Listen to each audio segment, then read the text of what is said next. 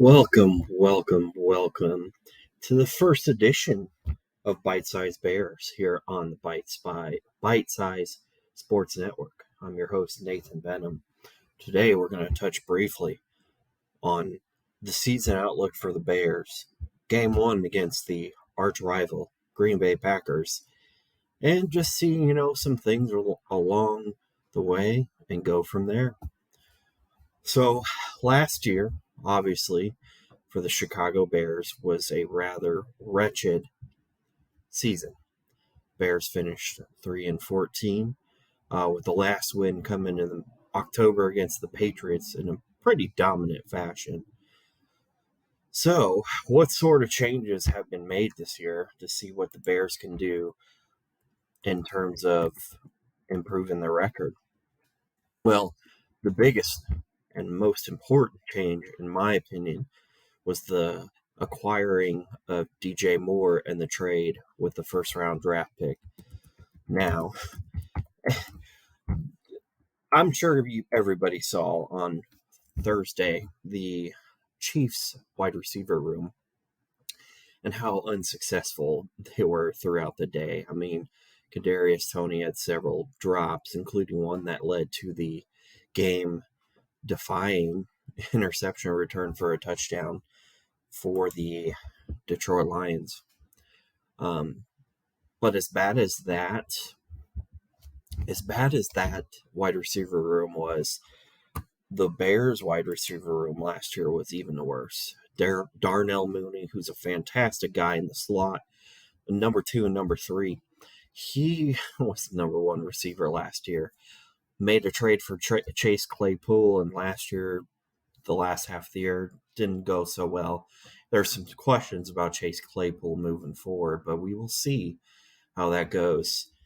But now, with DJ Moore, a bona fide number 1 receiver, that wide receiver room went from the worst in the NFL to top 15 receiving room. Because now with Darnell switching back to slot, and then you got Chase Claypool on the outside and the number 2 position, you got guys fitting in places where they should fit, really.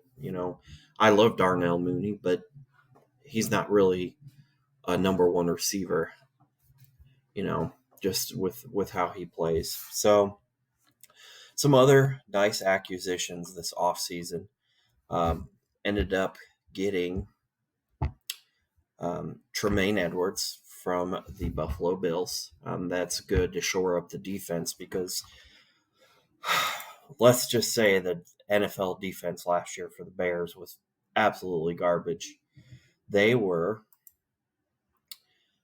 in 32nd place against the run last year. They allowed, or 31st place against the run last year. On average, they allowed 157.3 rushing yards per game last year in the NFL. Only Houston Texans at 170.2 were worse. It was even worse in the last couple of games of the season. In the last 3 games of the season, they allowed an average of 220 rushing yards, which was the worst in the NFL. Now, mind you, trade off a bunch of pieces before the season and throughout the year, such as Khalil Mack. So it's real interesting to see the changes that'll come through. Drafted a couple of guys on the line there with Zach Piggins, and I always forget his first name. The guy from Florida. It is Irvin Dexter Sr. Both those guys look pretty good in preseason. They kind of have different strengths, in my opinion. One of the big knocks against Dexter was the fact that he was going to be super slow off the line, and he's still got some issues with that. But as we saw in the preseason, he's pretty stoutly up front on the nose there, and that's really important. This defense for the Chicago Bears, it allows some of the linebackers to move around and do what they need to do. So they also did not re-sign David Montgomery, and will have Donta Foreman in the backfield, as well as Travis Horner, Rashawn Johnson, and Khalil Herbert, which is looking at it at face value, it's not the best looking running back room by any stretch. There's not a guy, you don't have a guy like Christian McCaffrey or anything like that leading the backfield, but Herbert showed a lot of promise last year. Even when Montgomery was down, had a lot of good games. So I'm really interested to see how Herbert deals with it moving forward. And then Donta Foreman in mop-up duty and injury duty, in Carolina as well as in Tennessee has shown some flashes. So just the kind of in this day and age, you don't really have as much of a bell cow running back as you used to, back in the 90s and early 2000s and so on and so on. So it's just being real interesting to see how that goes. Number one draft pick 10 after trading down from 1 to 9 with Carolina and then 9 to 10 with Philadelphia, ended up getting Darnell Wright out of Tennessee. A lot of people seem to think of this as a reach. I was very excited about it. Some of the other tackle prospects, such as Peter Skoronski, I was not as enamored with, especially since I think whether it's this year or moving forward, Skoronski will probably kick inside, and the Bears have some good pieces in there, although Tevin Jenkins is on the IL for the first 4 weeks. That was a fantastic draft pick, in my opinion, and wasn't going to be really around in the next draft pick, to be quite honest. So very excited about that to see how that ends up going through here. I just also wanted to touch base. Bears had to make a lot of defensive changes because also the Bears' passing defense was rather atrocious. More middle of the pack, but it was 218.6 yards per game allowed, which again landed to them 18th. However, they gave up about 250.7 for the last 3 games of the year, which in its own right was not great. It's down to excuse me, down to about 25th, 26th overall. So a lot of pieces needed to be fit, and I'm very excited also because the Bears made some rather good changes to help out Jalen Johnson. Signed a Tyreek Stevenson, who's going to be, in my opinion, one of the more underrated cornerbacks moving forward.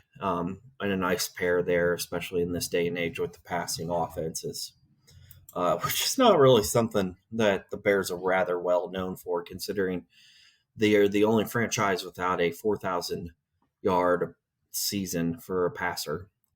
Now, I think Justin Fields can get them there. The offensive line, which was not good pass protection. In fact,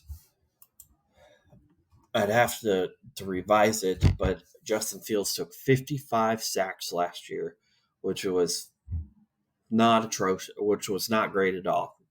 He played 15 games, only had 2,242 passing yards, but ran the ball rather successfully, mind you. So Bears always have had a good rushing attack in their history, and it's no surprise that last year Fields and company really tore that up. It'll be interesting to see moving forward for this year how the offense goes about that. I really want to see the offensive line take a step up. And I think they can take a step up to provide a manageable pass blocking scheme and improve those numbers for Justin Fields. So it's really interesting to see how this is going to be moving forward. And this leads us into Bears' first opponent for the year, and that would be the Green Bay Packers. NFL's oldest rivalry. Packers are still around thanks to the Bears. 2 most winningest championship teams in NFL history. 2 of the more honored teams in terms of Hall of Famers as well. This series just oozes history, but it's in its new footprint. No more Aaron Rodgers. No more huge Bears defense like in the past. It's a new day in Green Bay. and I'm really excited to see how Jordan Love will do. I think he'll be better than most people think, but I also, have a little bias there and not necessarily going to agree that he's going to be the third ring of the Hall of Famer trio that the Packers get in a row. But he's not without some weapons. Christian Watson is out for the game. Dobbs has some injuries, but he's going to be playing. They lost Jamal, or they still have the two-headed monster in the running back room of A.J. Dillon and Aaron Jones. And I think with rookies at the tight end position, not a great wide receiver room, especially without Christian Watson. I think Jordan Love will be leaning quite heavily on Aaron Jones, and deservedly so. So I'm just, really interested. I'm kind of on edge here just because it's an interesting first game. A lot of new faces, a lot of new pieces. I'm gladly going to say that the Bears will probably take game one, but it'll be like a 21-17 style game there, just because the Packers defense, all starts with Jair Alexander back there in the backfield, defensive backfield, one of the best, if not the best, cornerbacks in the game in this day and age. A lot of great pieces on the line, such as Rashawn Gary. So, it's going to be real important for the offensive line to gel, especially with Tevin Jenkins out moving forward. But just in terms of, how my thoughts are going to go for this year for the Bears, I think the Bears are going to end up with about a 10-7, 9-8 record. And if I had to pick what teams that they would go through, so just pulling up the schedule here. Obviously, the Bears start with Green Bay at home. I take that as a win. At Tampa Bay, I take that as a win just because we don't know what Baker Mayfield's going to do in Tampa. Tampa's still got some good weapons, but we'll see with how that's going to all formulate together, especially how atrocious they were in Tom Brady's last year, and how atrocious that division is. At Kansas City, I'm going to say that's a loss, just not necessarily as much as what the Bears do, but I think Kansas City will right the ship a little bit in that receiving room. And then having Travis Kelce back will be great as well. Versus Denver, that's going to be a real interesting one, in my opinion.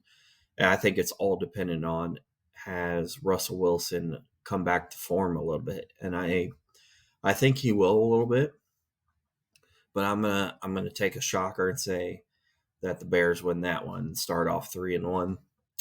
At Washington, week 5, I'm going to say that's a W as well. The Bears move to 4-1. Minnesota, at home, I'm going to say Bears win that one at home, but they split later in the year versus Las Vegas. I'm not really a big fan of Jimmy Garoppolo at this point in his career. I don't think with him and Josh McDaniels, they're going to have a real successful season. They're going to be the battering stick for the entire AFC West. That's a W for the Bears, moving them to 6-1. At the Los Angeles Chargers, that one, honestly, I think that's going to be a loss on the road. Chargers offense looks pretty scary.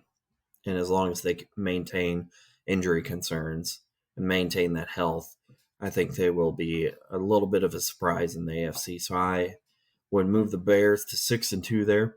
At the Saints, I think Derek Carr will have a bounce back year, and I think the Bears end up losing a close one in the Superdome there, 6-3. At home against Carolina, Bryce Young looked pretty impressive for the most part in the preseason, but when your number one receiver is a washed-up Adam Thielen, you got some concerns there. And we just don't really know how that running back room is going to be with the loss of Foreman. Obviously no McCaffrey after the trade last year.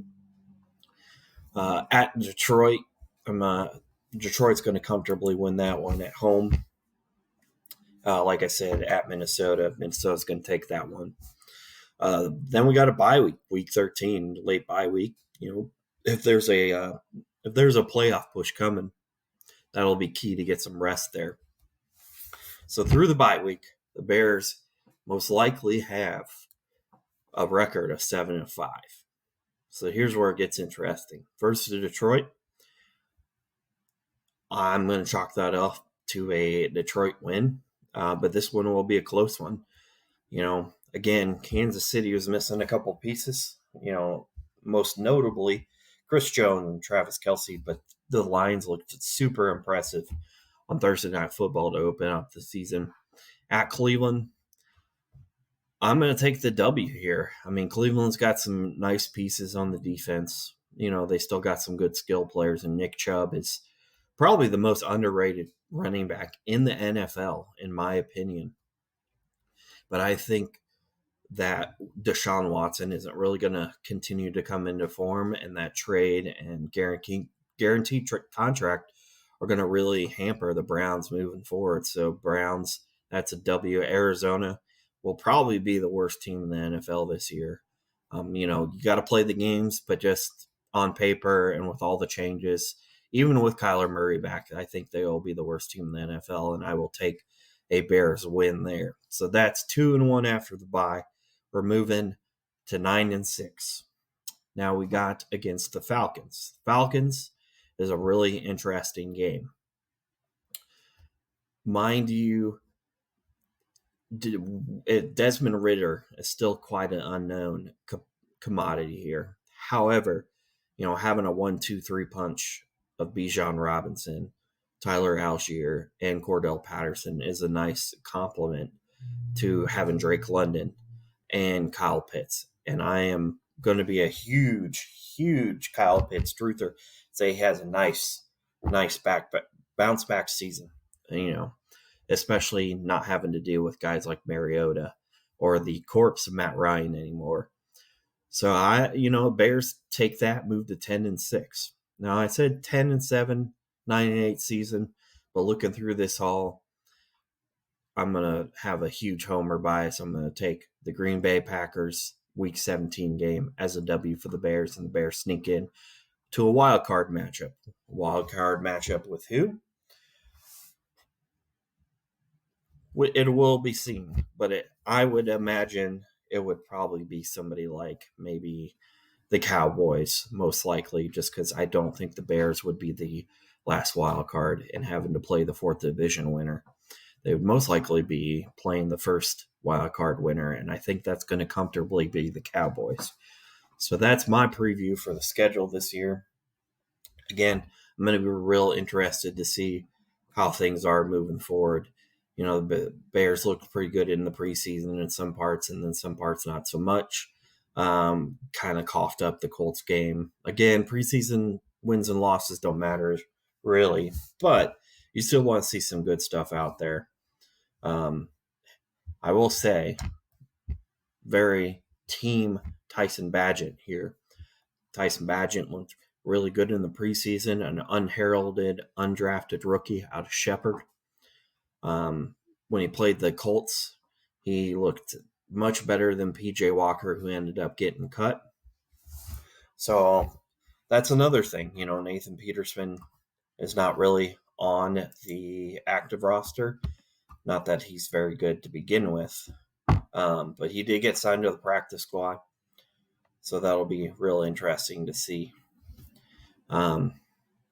So I'm very excited for this year. There's some tempered enthusiasm, but everything should be looking like it's right in the ship. And I'm interested to see how the Bears play here this afternoon against the Packers. And we'll keep looking back every week upon them. So in the meantime, though, you can all follow us at Bite Size Sports. Every week we have several different podcasts, such as Necessary Roughness, which is our NFL one. We have Rumbles Are Red, which is DFS, another damn fantasy podcast talking about fantasy teams of all kinds, dynasty, redraft, PPR, non-PPR, auction, IDP. You can get all your great information there. We also have The Bounce every week, NBA podcast, And who knows, if we can get some more people involved, we can have some hockey podcasts here, because God knows we need more hockey people on this team here. You can find me most places at Ben Ham and Turkey, especially on Instagram and, behind the scenes at Bite Size Sports on Twitter. And thanks for joining me. And I hope to join with you guys every week. And I'll end this one with a bear down. Go Bears.